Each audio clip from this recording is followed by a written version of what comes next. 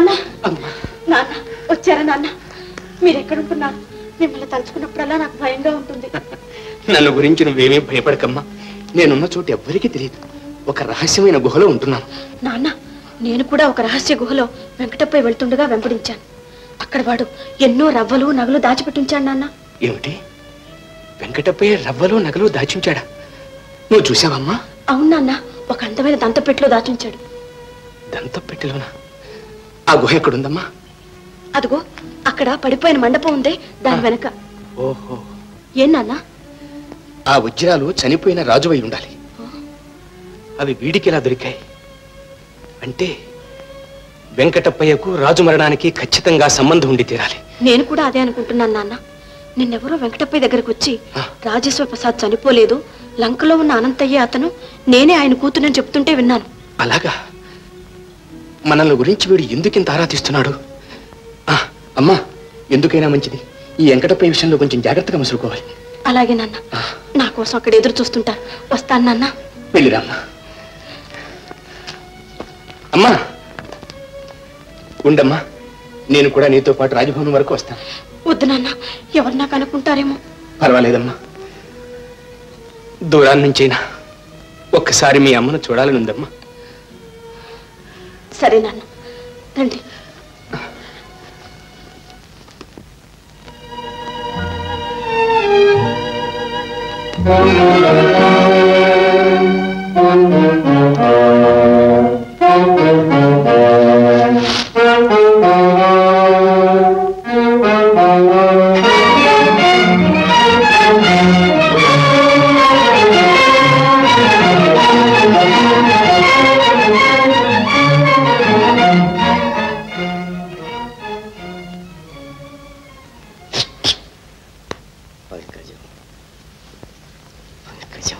స్వామి. పంకజం. నేనే స్వామి. నువ్వేనా పంకజం? కాస్త కబురు పంపకూడదా? రాజలాంఛనాలతో నిన్ను ఆహ్వానించి ఉందని. నన్నేం చేయమంటారు స్వామి? అలాటప్ప వెంకటప్పయ్య గారు ఊరికే నన్ను కన్ను గీడుతూ ఉంటాడే, మరి వాడికి కనపడకుండా రావాలిగా. అలాగా? దొంగ వెత వాడిని వాళ్ళే ఉద్యోగం కూడా పిక బయటికి గింటేస్తాను. చెయ్యి ఎంత మెత్తగా ఉంది, అద్దం మీద తడివినట్టు నల్లగా ఉంది.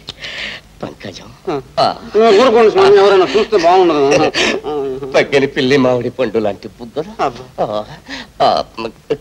విల్లు లాంటి కనుబొమలు, మీసం. మీసం అవును, కల్లో కనపడే ఆడవాళ్లకు మీసాలు ఉంటాయిలే. నన్ను ఉద్యోగం నుంచి తీసి పారేస్తావు, నీ ఉద్యోగం కూడా ఊడుతుంది. అప్పుడు ఇద్దరం కలిసి రాజభవన్ నుంచి వెళ్ళిపోవాల్సిందే. నాతో నాటకం ఆడుతున్నావు? నీతో నాకే నాటకం అయ్యా. నాటకం ఆడడానికి రాజేశ్వర ప్రసాద్ ఏం చేస్తున్నాడు? అవును, గడ్డాలు మీసాలు పెట్టుకుని విమల్తో మాట్లాడుతూ ఉంటే నా కళ్ళారా చూశాను. ఆ అమ్మాయే లలిత కుమారి, అతనే రాజేశ్వర ప్రసాద్. కావాలంటే ఏ గుళ్ళో పెడితే ఆ గుళ్ళో ప్రమాణం చేస్తాను. ఉండవయ్యా, ముందు నాగతి ఆలోచించు. ఈ చచ్చు వెదవికి జీతం ఇచ్చి పెట్టుకుని నీలాంటి పిచ్చి వెదవ ఎవడయ్యా దొరుకుతాడు? రే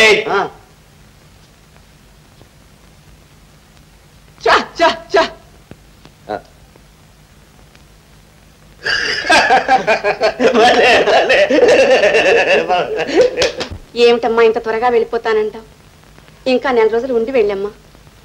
నీ మాట కాదనడం లేదమ్మా, కానీ ఇక్కడికి వచ్చిన మొదలు నా మనసు బాగుండటం లేదు.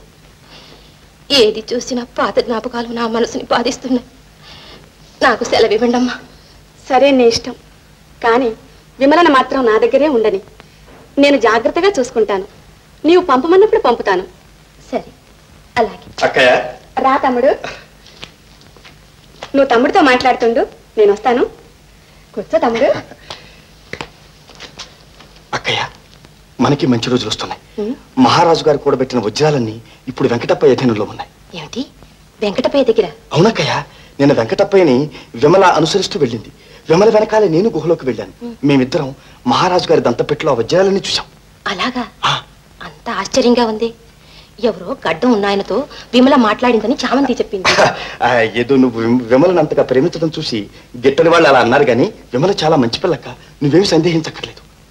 సరే తమ్ముడు, నేను ఊరికి వెళ్లకుండా ఇక్కడే ఉంటే నీకు సహాయం కలుగుతుంది. అబ్బే, ఇక్కడ నువ్వెందుకక్క? నువ్వు వెళ్ళు. మహారాజు గారి హత్యకి ఈ రాజమందిరంలో ఉన్న వాళ్ళకి ఏదో సంబంధం ఉంది. నేను హంతకుల్ని పట్టి అప్పగించొస్తాను. నువ్వు వెళ్ళు.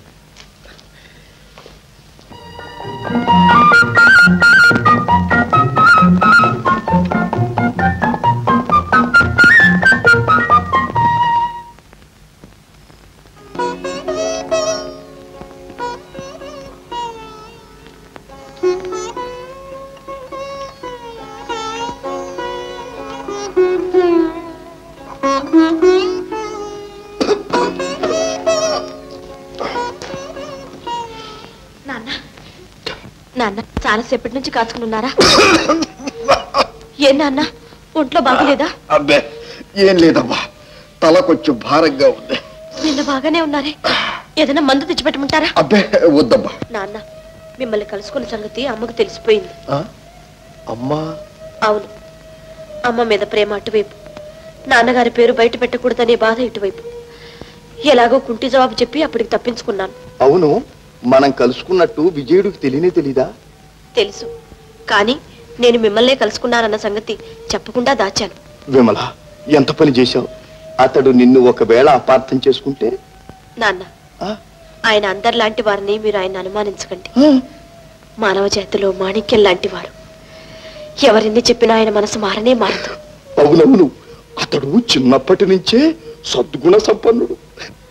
నాన్న, వెంకటప్పయ్య, అప్పలరాయ్ బహదూరు పెదనాన్న గారిని హత్య చేశారని రుజువు చేయడానికి తగిన ఆధారాలు దొరికాయి. పెదనాన్నగారా? ఏం నాన్న? ఏమిటి? ఏం లేదమ్మా, చెప్పు చెప్పు చెప్పు. మీ మీద పడిన అన్యాయపు అపవాదు తొలగిపోవడానికి సమయం దగ్గరకు వచ్చింది. మీరు నిర్దోషిని నిరూపించి ఈ అనంతగిరి సింహాసనాన్ని మీరు అలంకరించగా నేను కళ్ళారా చూచి ఆనందించే కాలం సమీపిస్తూ ఉంది నాన్న. నేనే లలిత కుమార్ని తెలిస్తే అమ్మ ఎంత సంతోషిస్తుంది. అయితే నువ్వు రాజేశ్వర ప్రసాద్ కూతురు లలిత కుమారి నువ్వేనా?